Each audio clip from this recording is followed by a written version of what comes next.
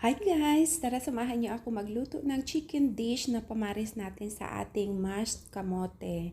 So dyan guys, sa kaldero maglagay tayo ng generous amount ng oil. Tapos yung chicken, minarinate ko yan guys sa salt and pepper. Yan, inislice ko siya ng pa-checkered. Yan, paganyang slice. Ngayon, ipiprito natin siya guys sa mantika. Yan. So, yan ang mantika natin. Ayan, iprito natin siya, guys. So, ayan, guys. Lagyan natin pareho. Ayan. At tapos, takpan natin. And then, after 5 minutes or 7 minutes, guys, ayan, tingnan na natin. Baliktarin natin sa kabila naman. Ayan, baliktarin natin, pati yung isa. Ayan, ganyan na siya guys, golden brown na. Tapos takpan ulit natin ng another 7 minutes. After few minutes guys, ayan, baliktarin na natin. Ayan, luto na din yung kabilang side. I mean, golden brown na din yung kabilang side. Ayan, tanggalin na natin guys sa oil and then i-set aside natin. Ayan, set aside muna natin. Ayan. So, ganyan ang itsura niya, guys. Yan. Pero hindi pa yan luto. So, dyan sa pinagprituhan, guys, inalis ko ang mantika. Naglagay ako ng butter. Tapos, dagdagan natin ng olive oil. At papulahin natin ang bawang. Isang puso ng bawang yan, guys. Ayan, halu-haluin. So, pag ganyan na yan, guys, na medyo mapula na, may na-prepare ako nga Italian sauce guys. Yan, mixture yan ng Italian sauce at saka tomato paste pinagsama ko. Ayan, kaunting tomato paste lang, mga 1 tablespoon and then a generous amount ng Italian sauce.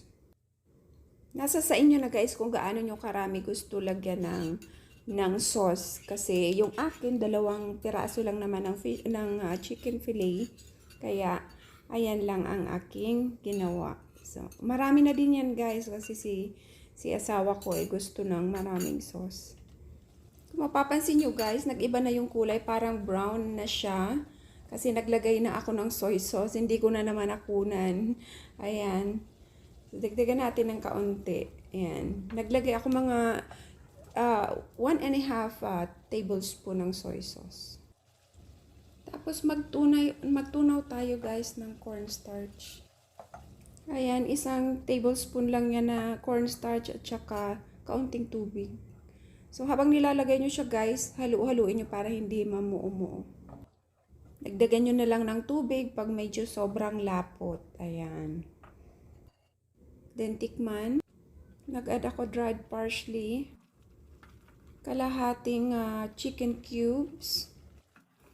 Yan, haluin. Dagdagan ng tubig pagka medyo malapot na malapot. Ayan. And then, naglagay ako ng garlic powder, guys. And then, onion powder. Yan, halu-haluin. Lagyan ng 1 kutsaritang asukal. Yan, halu-haluin. And then, simmer ng kaunting minuto at saka tikman. Kulang pa siya, guys, ng salt. Kaya mag-a-add ako ng salt. Ayan, simmer natin and then i-add na natin guys yung chicken fillet. Ayan, so ayan guys, pagkalagay natin, i-simmer lang natin siya guys ng mga 3 minutes pa. Ayan, para yung lasa ng chicken mag-blend sa sauce. So, tinikman ko na siya guys at okay na siya. So, ayan guys, yan ay fresh cilantro.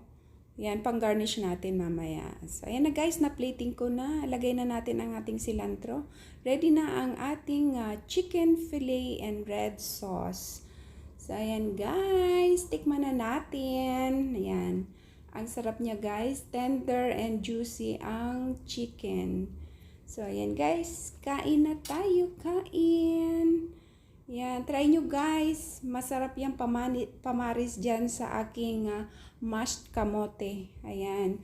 Tapos, ginarnish ko lang yan ng dried parsley. And then, ready na.